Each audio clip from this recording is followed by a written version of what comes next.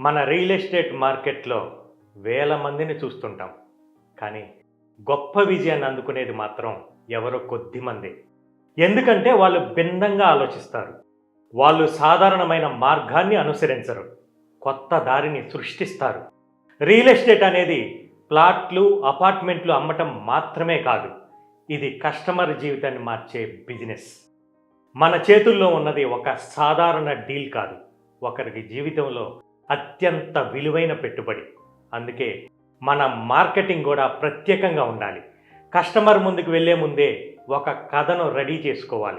ఆ కథలో కస్టమరే హీరో. అతనికి గొప్ప భవిష్యత్తును చూపించాలి.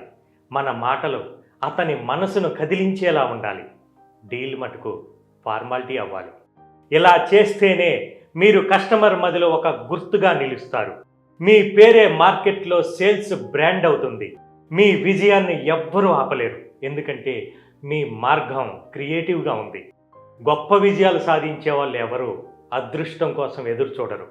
కొత్త ఆలోచనలతో అదృష్టాన్ని సృష్టించుకుంటారు. ఈ రోజు నుంచి మన ఆట తీరు మారుద్దాం. సాధారణమైన దాన్ని వదిలేసి అసాధారణమైన మార్కెటింగ్ స్ట్రాటజీగా మారుద్దాం. ఈ ఇండస్ట్రీలో మనమే ఒక బ్రాండ్ అవుదాం.